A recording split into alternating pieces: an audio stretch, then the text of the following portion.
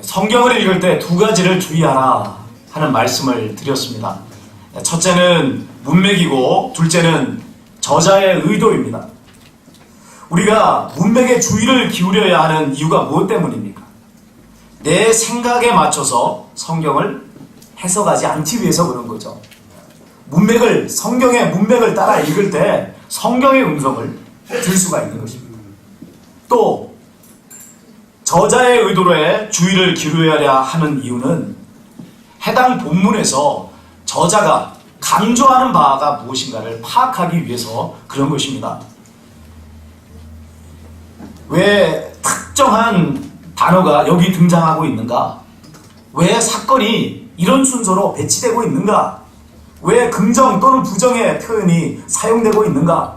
이런 것들이 다 저자가 강조하는 바를 드러내는 방식이라 하는 것입니다. 제가 문맥과 저자의 의도를 자꾸만 말씀을 드리는 것은 성경을 바르고 깊이 아는 것이 너무나도 중요하기 때문에 그렇습니다.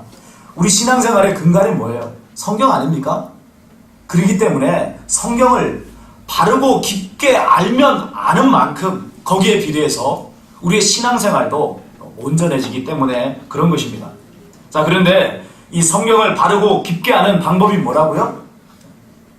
가장 쉬운 방법이 문맥을 따라 읽는 것이고 저자의 의도를 파악하는 것이다 하는 것입니다. 성경 퀴즈식의 단편적 지식으로서는 우리 신앙 수준이 올라갈 수가 없는 겁니다. 1592년에 임진왜란이 있었죠. 그리고 그 임진왜란 때 이순신 장군이 이 외의 수군을 크게 무찌름으로써 임진왜란 승리에 기여를 했습니다. 자, 그러나 이런 식의 단편적인 지식은 우리에게 그다지 힘이 되지 않는단 말이에요. 1592년에 임진왜란이 일어난 그것이 오늘 나에게 무슨 의미가 있죠? 오늘 내가 살아가는 삶에 있어서 어떤 힘이 됩니까? 이순신 장군이 외선을 수군을 무찌른 것이 어떤 능력으로 오늘 나에게 역사가 되는 겁니까? 단편적인 지식은 그다지 힘이 되지 않는 거예요. 왜 1592년에 임진왜란이 일어났는가 하는 것을 알아야 되는 거죠. 이순신 장군이 수적으로 압도하는 이 외선을 어떻게 이기실 수 있었는가? 어떤 방법을 썼는가? 이런 것들을 알아야 되는 것 아닙니까? 임진왜란 이후에 조선사회는 어떻게 바뀌어졌는가? 이런 것들을 체계적으로 알 때 그때 비로소 이 지식들이 오늘 우리가 가지고 있는 문제를 파악할 수 있는 눈길이 되어주고 문제 해결의 능력이 되어준다 하는 것입니다. 성경을 무작정 읽는다고 해서 많이 읽는다고 해서 체계적인 성경 지식이 쌓이는 것이 아닙니다. 문맥을 따라 읽고 저자의 의도를 파악하는 그런 훈련을 할 때 비로소 성경에 대한 체계적인 지식들이 생겨나기 시작하는 것이죠. 매일 듣게 되는 설교가 중요한 훈련 수단이 됩니다. 설교는 단지 한 주간의 영적 양식만을 제공해주는 것이 아닙니다. 이 설교를 통해서 어떻게 성경을 읽고 해석할 것인가 하는 것에 대한 좋은 본보기가 제시되어 준다 하는 것이죠. 사실 이런 의도를 가지고 설교를 하다 보면은 조금 딱딱한 느낌이 들어요, 설교가. 그러나 시간이 지나서 성경을 체계적으로 볼 수 있는 눈이 생겨지게 되면 그 유익은 그 어떤 것과도 비교할 수 없는 것이라는 사실을 알게 됩니다. 자, 지난주에 우리는 예수님은 안식을 주시는 분이시다 하는 사실을 살펴보았습니다. 본문 하나만 떼어가지고 설교를 하면요, 이 사실보다는 그 안식이라고 하는 데 초점을 맞추며 설교를 했을 것입니다. 그러나 문맥과 저자의 의도에 초점을 맞추고 설교하려고 했습니다.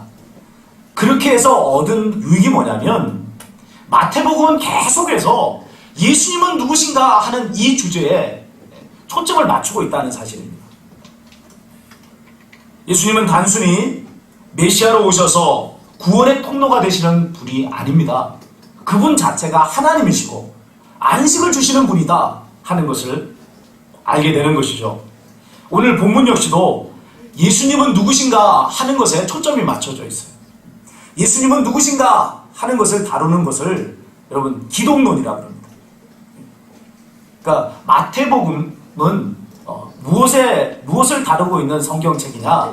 기독론을 다루고 있는 성경책이다. 예수님이 누구신가를 말씀해주고 있는 책이다. 이제 이런 거죠. 근데 마태복음만 그런 것이 아니라 사복음서가 전부가 다 그런 것입니다. 마태, 마가, 누가, 요한 이 네 권의 복음서 전부가 예수님은 누구신가 하는 것을 말씀해주고 있는 거예요.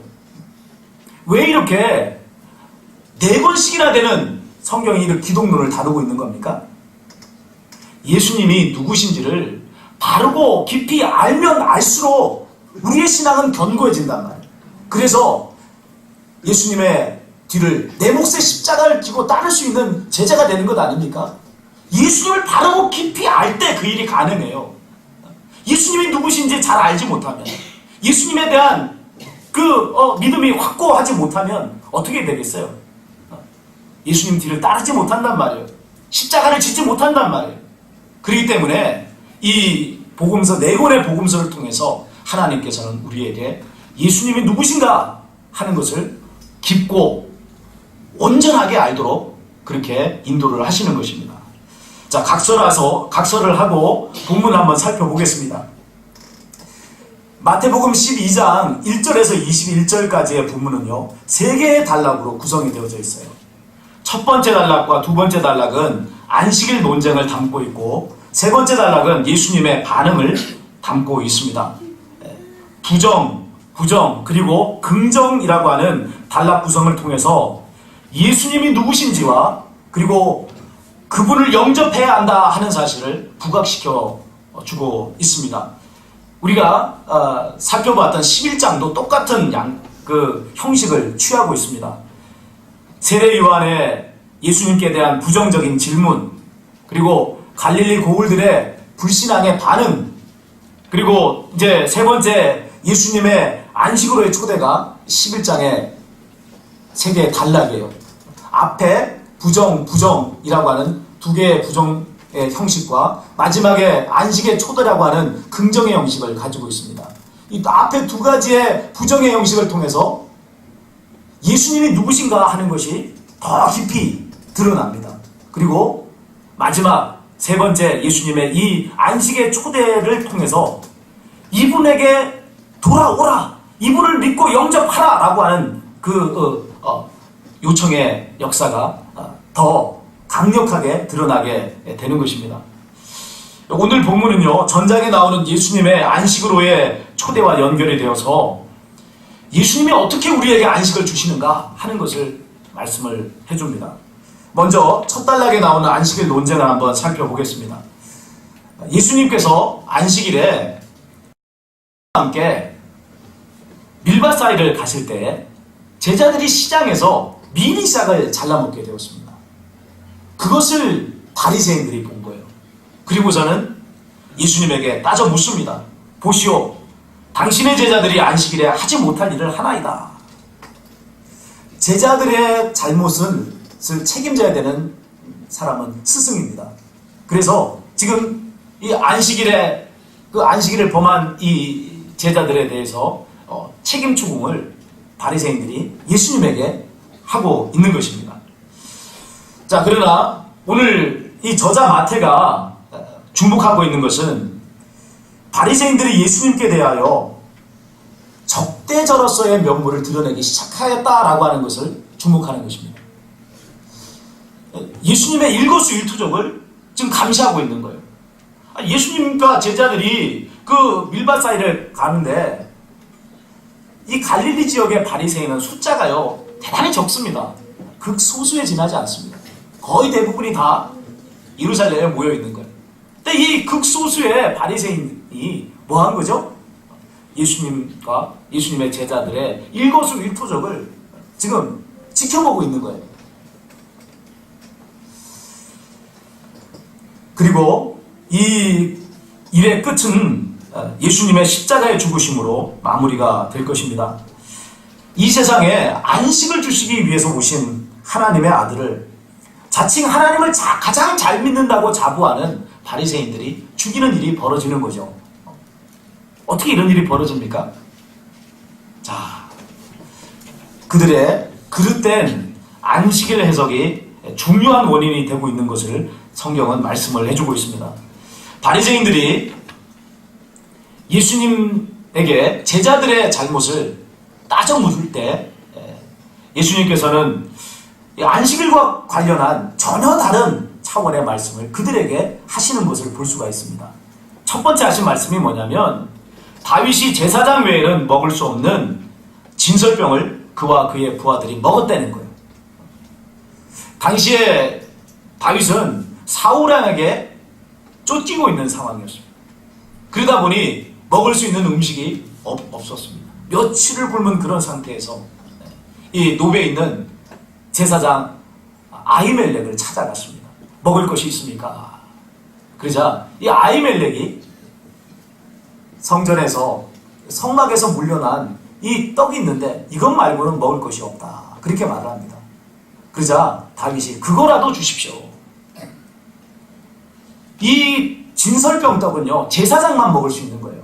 그런데 다윗의 이 부탁을 받고 노베 제사장이었던 아히멜렉이 선뜻 이 떡을 내어줍니다.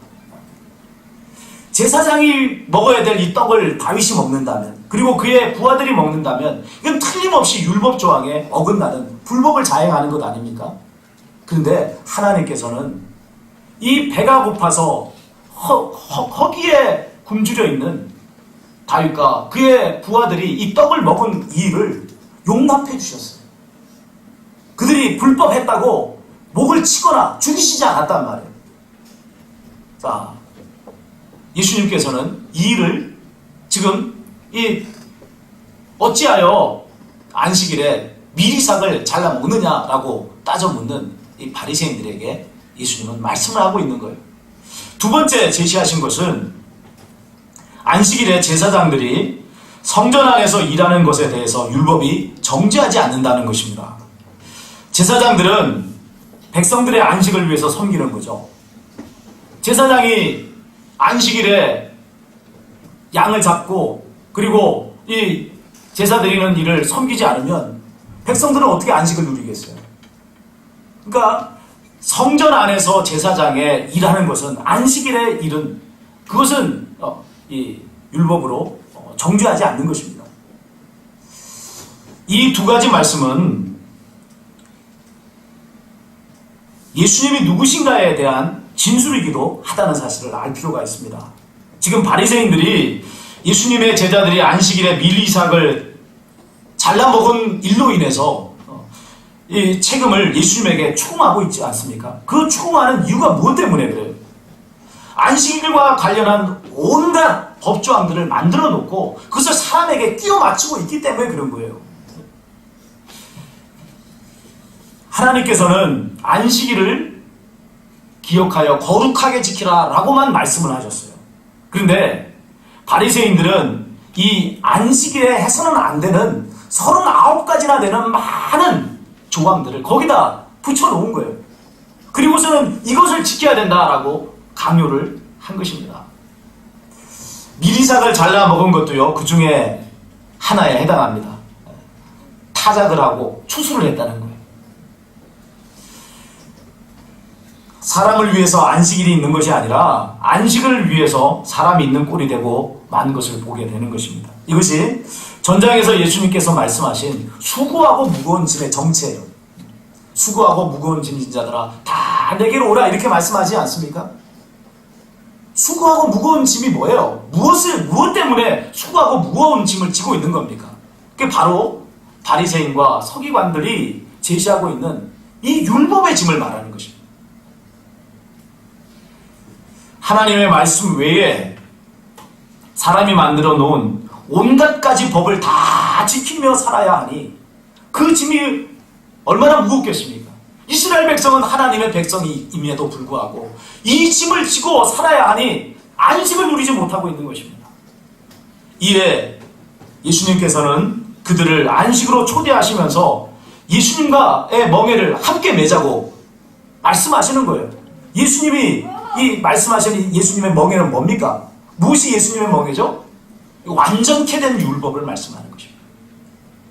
바리새인들이 그릇 해석에서 수고하고 무거운 짐으로 만들어버린 이 율법을 본래 하나님의 뜻대로 완전하게 해석하심으로써 온전케 하신 거예요. 사람들이 갖다 붙인 덕지덕지 갖다 붙인 말도 되지 않는 인본주의적인 온갖 인간의 사상들, 인간의 법들, 인간의 징들을 다 떼버리고 하나님께서 원하셨던, 말씀하고자 했던 그 본질적인 본래 의도, 그것을 오롯이 해석하셔서 이 멍에를 매면 된다라고 말씀하고 있는 거예요. 이 완전케 된 율법의 멍에를 맬 때 사람은 안식을 누리게 됩니다. 예수님께서 이미 율법의 요구를 다 이루신 분 아닙니까? 그리고 이 모든 율법의 요구를 다 이루신 예수님께서 나와 함께 지금 멍에를 매신단 말이죠. 그러시고서는 내가 완전케 된 이 율법을 행할 수 있도록 옆에서 힘을 주시고 인도해 주시고 이끌어 주시는 일을 하시는 것입니다. 그러니 예수님과 함께 완전케 된 이 멍에, 예수님의 멍에를 매는 것은 쉬운 일인 것입니다. 그것은 결코 무거운 짐이 아닌 가벼운 짐인 거예요. 그래서 이 예수님과 함께 할 때 우리의 마음에 쉼과 안식과 진정한 자유가 찾아오게 되는 것입니다. 예수님께서는 율법의 적용에 있어서도 자비를 따라야 한다고 말씀을 하고 계십니다. 하나님께서 다윗이 진설병을 먹은 것을 용납하신 것은 자비를 따라 율법을 적용하셨기 때문에 그렇습니다. 사람의 형편이나 처지를 도외시해버리고 법이니까 법대로 해야 돼 라고 말하면, 여러분, 이 법이 사람을 위한 법입니까? 아니면 법을 위한 법입니까? 법이라고 하는 것은 사람이 더 사람답게 살 수 있기 위한 수단이 되는 거 아니에요? 사람이 공동체에서 더 온전하게 서로를 관계를 유지하고 서로에게 피해가 되지 않도록 지켜주기 위한 최하의 수단이 법이란 말이에요. 그런데 그 법이 사람의 형편과 처지는 아랑곳하지 않고 이건 법이기 때문에 무조건 해야 돼 라고 말한다면 그것은 여러분 제대로 된 법일 수가 없는 것입니다. 따라서 오늘 예수님께서는, 하나님께서는 자비를 원하고 제사를 원치 아니하신다라는 말씀을 통해서 법 적용에 있어서 자비가 있어야 된다 하는 것을 말씀해 주고 있는 것입니다. 우리가 법을 자비롭게 적용하게 될 때 여러분 죽어야 될 죄인도 살리는 역사가 일어납니다. 그러나 법을 법대로 형식적인 그 법을 위한 법으로 적용하게 되면요, 살아야 될 그 사람을 도리어 죽이게 되는 비극적인 역사가 일어나게 되는 겁니다. 이렇게 예수님께서는 그릇된 율법 해석과 적용을 바로 잡으심으로써 당신이 율법을 완전케 하기 위해서 오신 메시아시다 하는 것을 드러내셨습니다. 율법의 참된 해석자, 이분이 바로 예수님이시다 하는 것입니다. 또 당신은 성전보다 더 크신 분이라고 말씀하심으로써 제자들의 무죄함을 옹호하시고 있는 것을 봅니다. 여러분, 성전보다 더 크신 이는 누굽니까? 누가 성전보다 더 크죠? 하나님 한 분밖에는 성전보다 더 크신 이가 없어요. 그러니까 지금 예수님께서는 당신이 성전보다 더 크신 이다 라고 말하심으로써 당신이 하나님이시다 하는 것을 감정적으로 지금 선포하고 있는 것입니다. 그러기에 예수님은 안식일의 주인이십니다. 안식일을 제정하신 분, 하나님이시니까. 그분이 하나님이시니까 안식을 제정하신 분 아니에요? 그리고 안식을 주시는 분이 바로 예수님이신 것입니다. 그래서 예수님은 나는 안식일의 주인이다 이렇게 말씀을 하시는 것입니다. 자, 이제 두 번째 문단의 안식일 논쟁은요, 첫 번째 안식일 논쟁과 동일한 기조를 띠고 있습니다. 차이점이 있다면 바리새인들의 적대감이 더욱 고조되었다라는 사실입니다. 자, 9절과 10절을 함께 읽겠습니다. 네, 읽습니다. 거기에서 떠나 그들의 회당에 들어가시니 한쪽 손 마른 사람이 있는지라 사람들이 예수를 고발하려 하여 물어 이르되 안식일에 병 고치는 것이 옳으니까. 여기서 확인하는 사실은요, 바리새인들이 예수님을 대하는 태도가 시비를 한번 가려보자 라고 하는 태도를 넘어서 이제는 아예 예수님을 고발해야겠다라고 하는 그런 태도를 지니고 있다는 사실입니다. 그들이 취한 방법은요, 일종의 함정수사라고 할 수가 있습니다.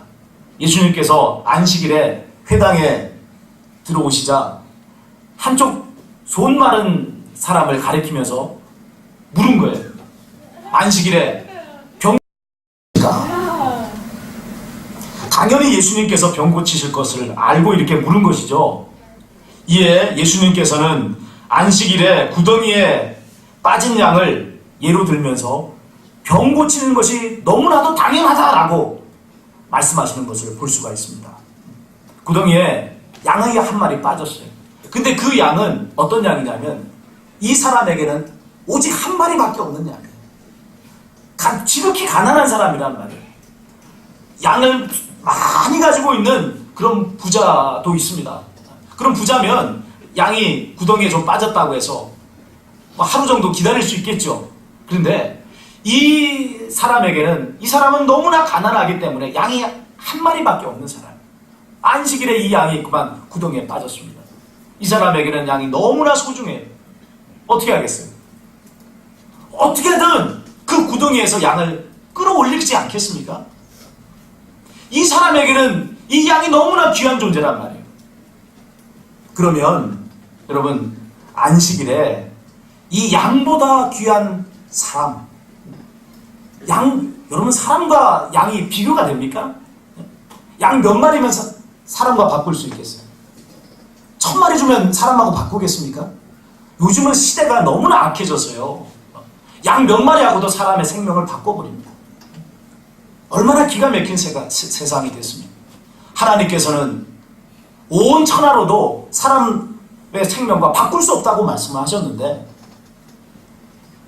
기가 막힌 일이죠. 하나님을 떠나버리니까 인간이 양보도 못한 그런 존재로 전락해버리는 일이 벌어지는 거예요. 자, 여기 여러분, 예수님은 말씀하시는 것입니다. 양보다 인간의 생명이 얼마나 귀하냐는 거예요. 인간의 가치가 얼마나 귀하냐는 것입니다. 그러기에 안식일에 양을 끌어올렸다면 안식일에 사람의 병을 고치는 것은 너무 더 지당한 일이 아니냐라고 말씀하고 있는 것이죠.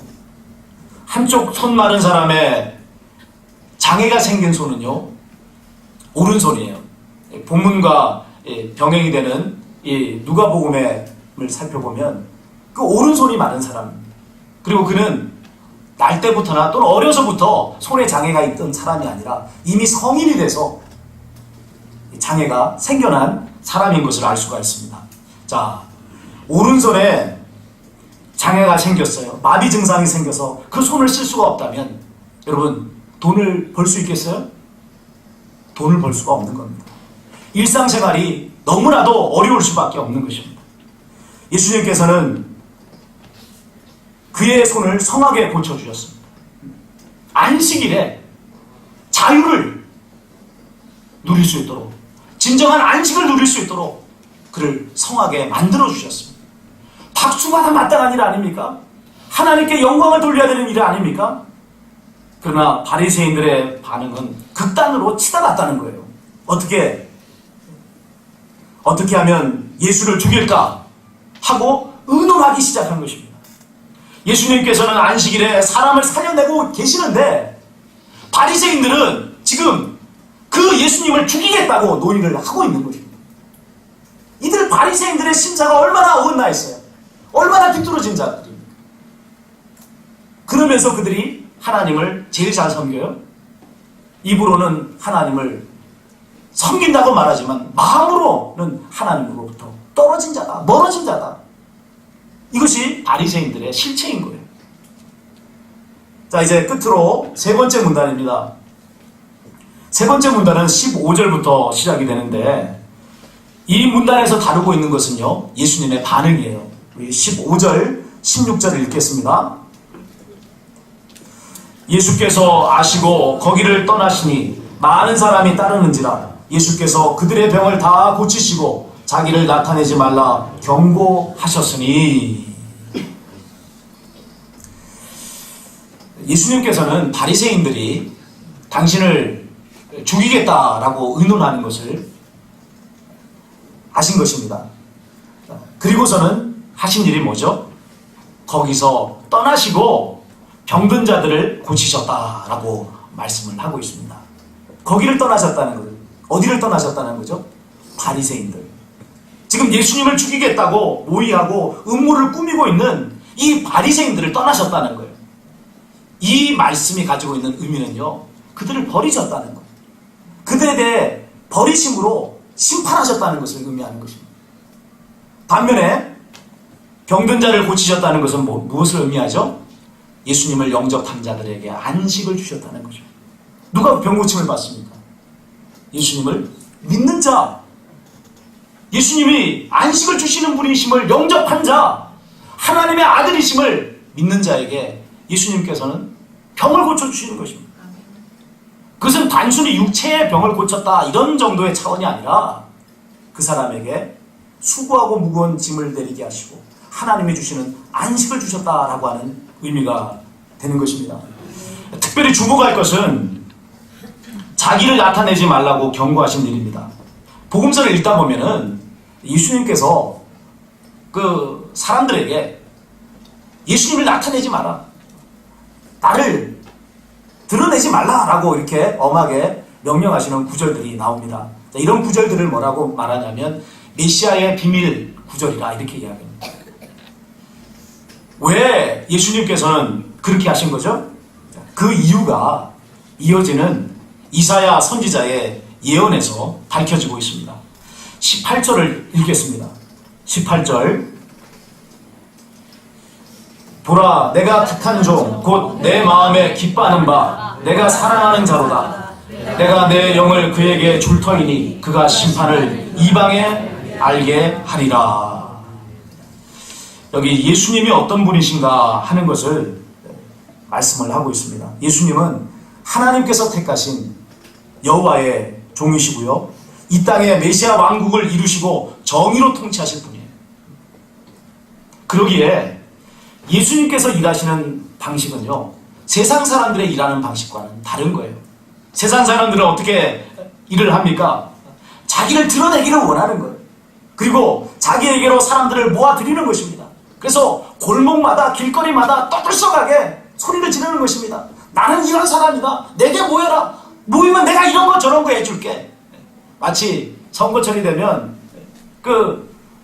선거에 나온 사람들이 거리에 유세를 하는 것처럼 세상 사람들은 자기를 자꾸만 드러내서 그래서 자기에게 몰려오도록 만드는 것입니다.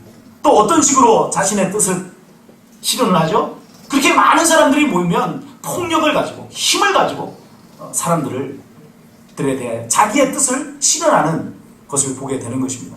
자, 그러나 예수님께서는요, 철저히 하나님께 모든 것을 의뢰하고 있으십니다. 심판의 일을 하나님께 맡겨드리고 자신에게 주어진 섬김과 긍휼의 사역을 끝까지 충성스럽게 감당해 내시는 거예요. 겸손하고 온유하신 분이기에 일이 가능한 것입니다.